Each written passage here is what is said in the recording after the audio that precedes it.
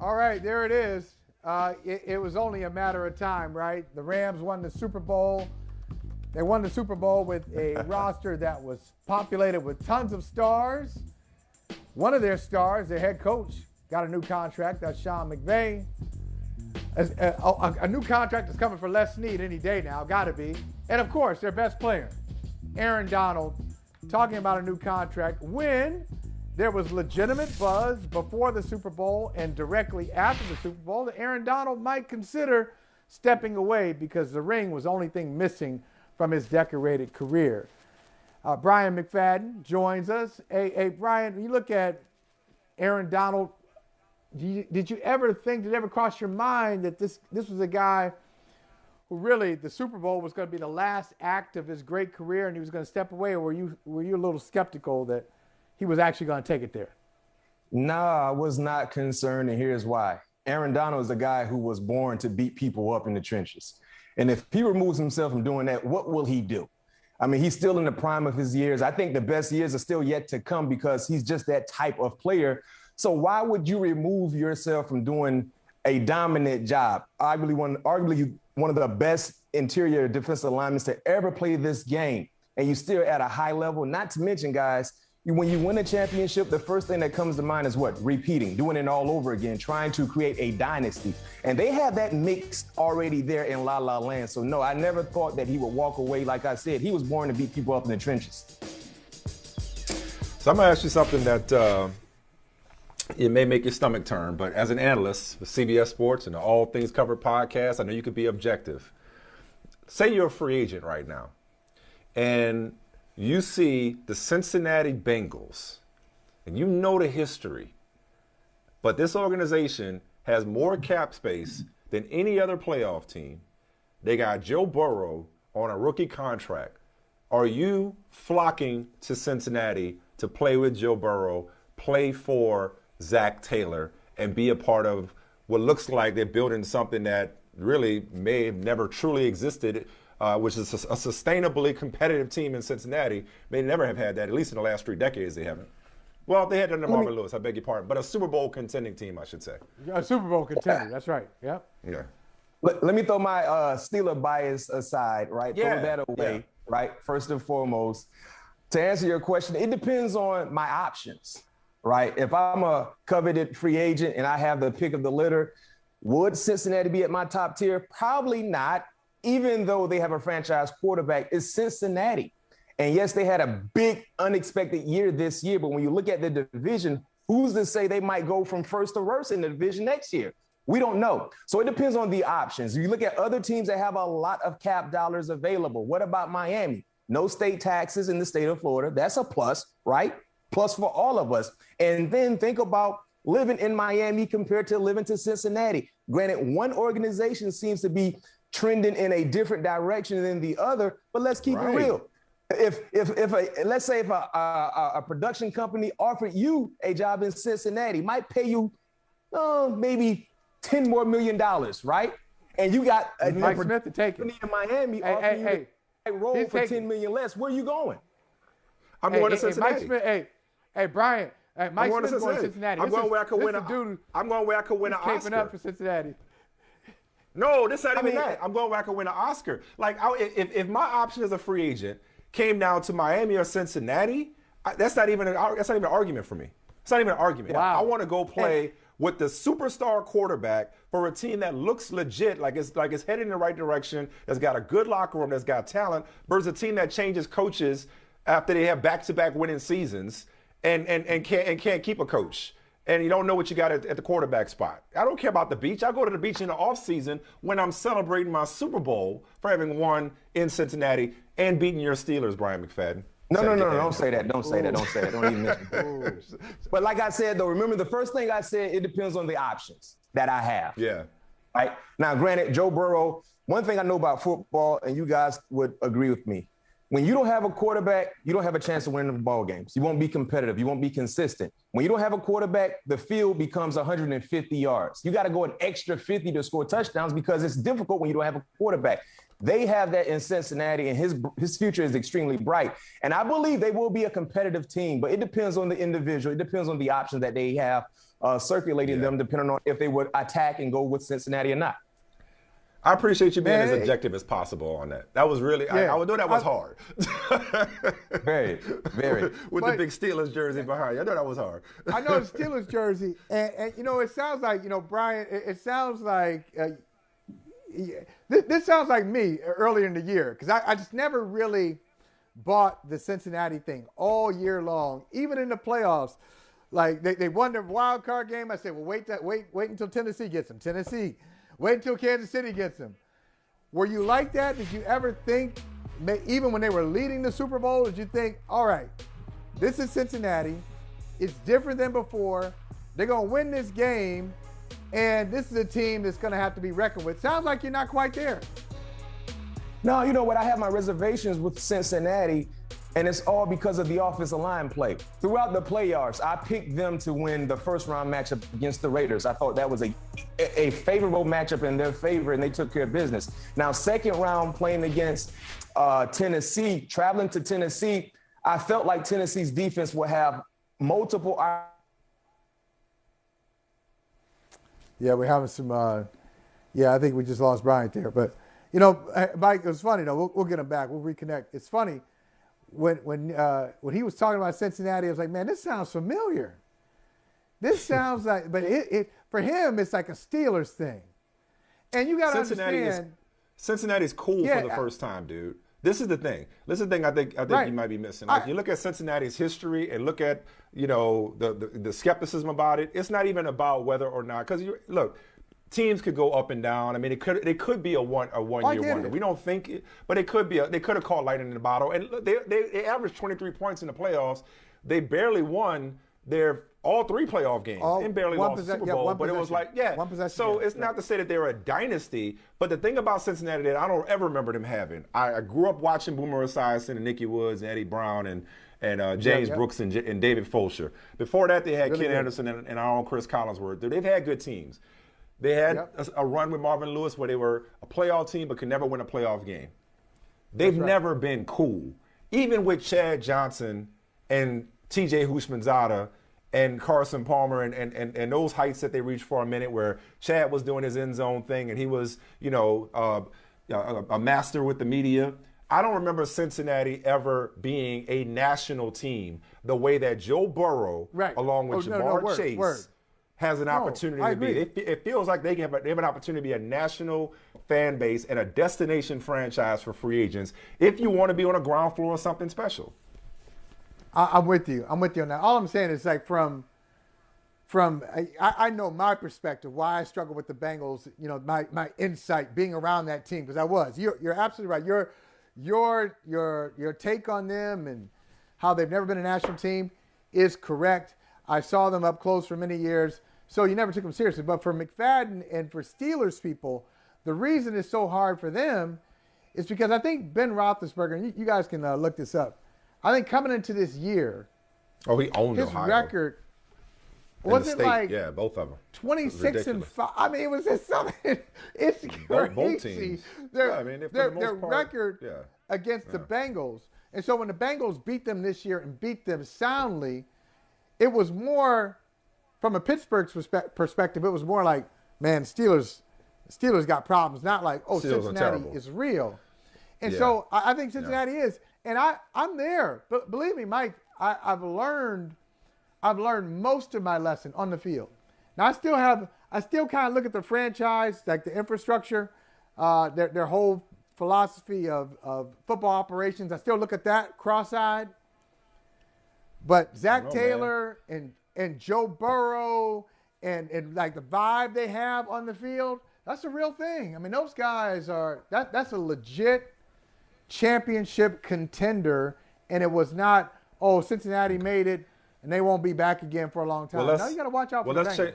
let's change the subject because and Bryant McFadden, we're gonna change the subject because we know you really it wasn't technical difficulties. You were just having difficulty hearing about a lot of positive Bengals talk. So we're gonna spare you. Cincinnati we're gonna talk. go ahead. We're gonna change the subject. It just kind of your whole computer crashed because there was too much Cincinnati positivity. Go ahead, Michael. What you got? I can't remember what I was asking, but anyway, let's change. Let's talk about this. So you got Cincinnati in the AFC, and we were talking about them. How about your Steelers? Because it's very rare that we talk about big transitions in Pittsburgh. We know what's going on. The general manager is going to leave after the draft. He was there for a long time. Mike Tomlin's been there for a long time. But now you're looking at a quarterback. If you were the Steelers, what would you do? Would you sit there and wait in a relatively weak quarterback draft and take a guy, or would you go out and try to get a Jimmy Garoppolo or a Russell Wilson and try to make something happen? You got to go get one of these seasoned vets and bring them in, because clearly the answer at the quarterback position currently is not in the facility. I know if the season was to start today, Mason Rudolph is your starter, but I don't know how hopeful you are in his ability to be able to lead this team to potential playoffs, a playoff spot. So yeah, go out and do something that Pittsburgh hasn't really been known to do, which is go out and acquire a big-time free agent at the quarterback position. You talked about Jimmy Garoppolo. You talked about Russell Wilson. We heard rumors with Aaron Rodgers in Pittsburgh. Heck, even Carson Wentz may be available. I think all of those names would be much better than what they already have in place. And we've been talking about the division, right? Wentz. Hold on, bro. Hold on. Listen. I'm not a Carson Wentz fan. In that little break. I'm not a Carson Wentz fan. I'm not a Carson Wentz fan, but I would say Carson has a better opportunity of being more successful in Pittsburgh than Mason Rudolph. Do you guys agree or disagree? I disagree. Well, I think what it speaks to is the question that I have, which is, and I chuckled because, Michael and I have gone back and forth about Jimmy Garoppolo. We haven't even talked about the fact that there's plenty more people writing what I've been saying, that it ain't a no-brainer for the 49ers to move on from Jimmy Garoppolo. But you mentioned Jimmy Garoppolo. You mentioned Carson Wentz. That's two fan bases and probably two organizations that definitely in the case of Indianapolis, two organizations that look at those two quarterbacks and say, that position is holding us back. But now, because of the supply and demand, or lack thereof of supply, when it comes to the quarterback position, you sit there in Pittsburgh and you say, Jimmy Garoppolo or Carson Wentz, yes, Bryant McFadden, would be an upgrade over what we're looking at in our locker room right now. So the larger question I have for you is, does it feel like we are in for a letdown? Are we getting our mouth ready for some orange juice? It ain't but a swallow left in the container because Russell Wilson don't look like he's going anywhere. Aaron Rodgers, despite the uncertainty in the air right now, all signs point to him coming back. We still don't know whether Deshaun Watson is even going to be able to play, or somebody's going to be willing to touch somebody as radioactive right now as Deshaun Watson because of his off-the-field legal issues. It just feels like a lot of these stud quarterbacks, the idea of a quarterback carousel has been overblown, and it's setting us up for disappointment. Yeah, it is, and I wouldn't be surprised. And one thing I hate, Mike, is going to the refrigerator and think you got some nice, a cup full of orange juice in that container and you pour it in, it's nothing but a teaspoon. Man, that gets me fired up. And you just really brought back some bad memories bringing up that analogy. And I do agree with you because some of the names we've been talking about over the last few months might not get moved. And for Pittsburgh, that's not what you want to hear. You're in a division where you see twice a year Lamar Jackson and Joe Burrow. If you don't have a quality guy at the quarterback position for your team, you're not going to win a lot of ball games against those said teams. And don't forget about the Cleveland Browns and Baker Mayfield, who's been up and down, but yet and still, that's a talented roster. So it's imperative for Pittsburgh to go out and do something, make something happen. I agree with you. Russell Wilson probably won't be moved. Aaron Rodgers probably won't play elsewhere. But one name that will be moved is Jimmy Garoppolo. They have to force Jimmy Garoppolo out so Trey Lance can play. So that's the name they should target. Jimmy G in Pittsburgh. What if he ain't ready? Love that together. I think they can do a lot of. What if he ain't ready? What if he ain't ready? What Trey Lance? What if Trey Lance ain't ready? It doesn't matter, Mike. You got a guy. Why? Because they traded up for him? They gave up a handsome ransom to go get him. right? And one thing we do know, and we know during this offseason, Jimmy Garoppolo will be moved. And if he's not ready, they might not find out until Jimmy Garoppolo is playing elsewhere. Okay. All I'm saying is, look, not at $25 million. My only point has always been, I get that they gave up a bunch to go up to get him at number 3. But whether you want to call it sorcery, good luck, whatever it is, a horseshoe, they've gotten to a Super Bowl and an NFC Championship game in the last 2 years. People can talk about how the quarterback position is holding them back. Not by much. They've gotten in the last 2 years, Super Bowl and NFC Championship game, leading in the fourth quarter of both, I might add, which, again, is an indictment of Garoppolo.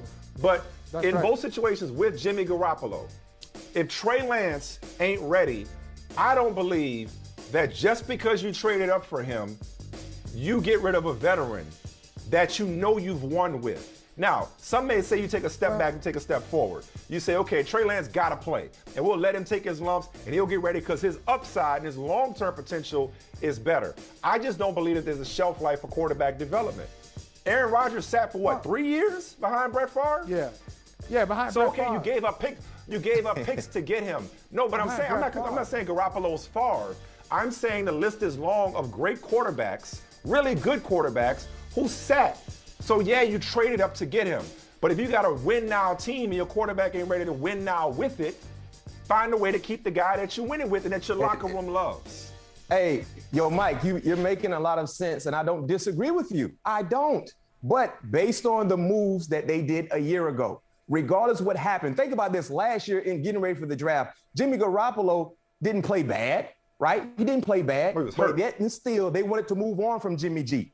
So they drafted, they traded to go get Trey Lance. So now coming into this offseason, basically the same thing. Jimmy Garoppolo played more than serviceable football, but they're ready to move on from Jimmy Garoppolo. I think Jimmy Garoppolo can win ball games, and clearly he has the numbers to back my opinion about him as a starting quarterback. But for San Francisco, when you traded the capital that you did to go get Trey Lance, and I think they drafted Trey Lance second, if I'm not mistaken, in last year's draft. Third. He is playing. Ready or not, he is playing. Yeah. Shout out to the Fugees, by the way.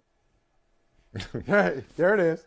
There it is. I'll tell you, Mike, if the Niners agree with you, if they agree with your assessment that, you can't just underestimate good, solid quarterback play and you can win with a guy like this, if they agree with you, they never would have made the Trey Lance move.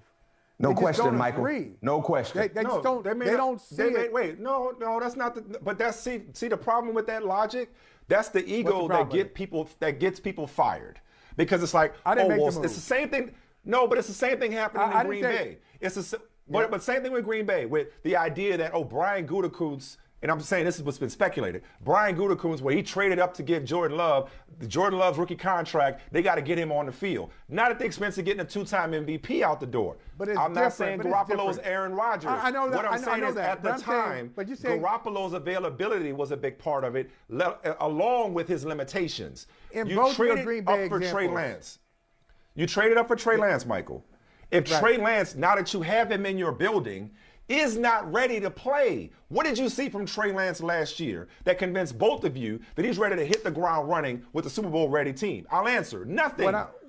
So just because you traded up for him don't mean you got to put him on the field yet. It was a small sample size. I'm going to just point out, plus, in both of your Green Bay examples, you're talking about Aaron Rodgers fell to them, and he waited. They have Brett Favre, and they've traded up for Jordan Love, but they didn't trade up for it don't matter picks. If it's third or 24th. Hey, no, it does matter. Third, yes, don't it does. Matter. It shows. It does. Absolutely. It's As the facts change, so does my opinion. They made a determination that they had to make last year.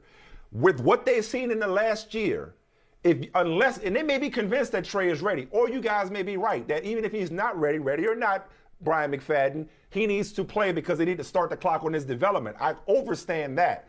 All I'm simply saying is that there's an opportunity to continue to bring him along slowly while you have a guy who you can win games with at a cheaper price, presumably. That makes more sense than just moving on for him and saying, well, we traded up for Trey Lance, so I guess we just going to have to play him. Like, no. Yeah. Like, this is about winning now. You make a lot of sense. I'm not disagreeing with you, but they're moving on from Jimmy Garoppolo. They believe that Trey Lance is a better quarterback right now than Jimmy G. For some reason, Something about Jimmy G in San Francisco is it doesn't mix well. Like all he's done is win ball games. Like you said, like it or not, he wins games. And this is a team that's ready to compete for a championship in a very, very difficult division. But they won't do it this year, Mike, with Jimmy Garoppolo. Jimmy Garoppolo will be moving sooner than later. Listen, like I said, I'm caping up for him. Listen, there's a lot of things to be frustrated by, a lot of reasons to want to move on from him. But I'm just saying, I like the idea of having depth. We're going to move on from this topic finally. I only have one other question for you. I don't know about Michael, but I got one. I'd like to talk to you about a prospect that a few days ago you shouted out as we're in the scouting combine. Going back to your position, I love this. UTSA's Tareq Woolen. Bro, you had me at 6'3", 205, and 4'3", 4'4", low 4'3" speed. Please tell me more about this young man and how those measurables are going to translate to the next level. So what I do is I love like finding those hidden gems, the names that most households might not know because they didn't go to the blue blood football programs. And Tareq is a guy who formerly played wide receiver, so he still needs some refinement when it comes to his skill set. But athletically, he has it, and he has that dog in his heart. Like he wants to fight. He's looking for a fight. And I love that about defenders because when you play the game of football, especially playing in the secondary, you got to be willing to swing first. And if you get hit, swing again. That's the type of mentality he has. And he was able to showcase some of those skill sets at the Senior Bowl in Mobile. I mean, he balled out playing against, quote unquote, better competition than what he played against throughout his regular season at UTSA. And he balled out. But when I tell you he's 6'3", as you gave the measurables, over 200 pounds, he is going to run fast, guys. He is going to run really, really fast. I don't want to just throw out a time for a guy, but as you said, I tweeted out, I think anywhere between the low 4.3s or something like that. I mean, heck, for a guy who's 6'3", 200 plus, if he ran 4.4, that's still blazing. But he's going to open a lot of eyes, and the best is yet to come for him because, like I said, he used to play wide receiver. He's only been playing in secondary for 2 years. Ball skills. There it is. Yes, my final and question he loves the tackle. One thing about defensive backs, good. Either you love the tackle or you just tackle. Those are two different things, right? When you love to, you can stick your face in the fan at any given time. When you just tackle, you're doing it because you're supposed to do it. You got to love the tackle the same way you love the cover guys, and he has that as well. My final question for you, let's bring it back, come full circle, back to Pittsburgh again. Brian Flores, assistant coach on Mike Tomlin's staff. How do you think that's going to play out? We talked about the social significance of it, of Flores getting a job when he didn't think, he even threw it out there, maybe this affects my career. But just Flores, the coach, with Tomlin and Terrell Austin on that staff, how do you think it's going to show up on Sundays for the Steelers? I think they should be dominant once again. Now, granted, let's keep it real. It's all about being healthy, right? If you're not healthy, I don't care who you have coaching these players, you're going to be inconsistent when you're not playing with the studs you're supposed to be playing with. But if they're healthy, this team, scheme-wise, should be able to do a lot of damage against opposing offenses. Man, let's keep it real. They brought in a head coach to be an assistant coach, to be a positional coach. That's an upgrade. They brought in a successful head coach who was starting to get into his prime years as a head coach to be an assistant coach. So now he's able to, exemplify some of the things he was doing in New England, in Miami as a head coach, to be able to put everything together and then rock and roll. I love it. I love TA. Man, me and Tareq Austin go back to his Michigan days when he recruited me coming out of high school to go to Michigan. And then we were together 1 year in Arizona when I played out there in Arizona. So when you look at what they have defensively, they have 3 chefs in the kitchen. It depends on which chef cooks this dish the best and who has more input about the spices that goes in the pot. Because I love the mixture that Mike Tomlin can bring to the table as a defensive-minded coach. The same can be said for TA, and the same can be said for Brian Flores. But it's important. It's important for them to all come together. You know what I mean? And put together a big pot of gumbo, and make sure that it's not overcooked. It's just right, and add a spice here from that guy, add a spice here from that guy, and just serve it out. Yeah, not too dark, but darker roux, exactly. Filet gumbo. Well, seafood or filet, either way. Mike and Michael, I don't like mine too spicy, man. I got the taste bud of a toddler. If it's too spicy, I tear up. Come on now. What's the point? What's the point of having gumbo if it ain't spicy? That's all right. You know what? Your takes are spicy, though. All things covered. We covered everything with Bryant McFadden. We appreciate you coming through, man. Thanks so much. Thank you for having me. Appreciate it. All right, man. Good recovery ability, too. Good recovery. Bounced back, bounced out, and came right back. My internet, y'all were talking too much about Cincinnati. My internet in my house don't really like that. So, hey, it's a Steeler house right here, okay? Don't do that. Hey, thanks for watching Brother from Another on YouTube. Make sure you hit subscribe before you leave, and be sure to watch us 3 to 5 p.m. Eastern Time on Peacock. Appreciate you.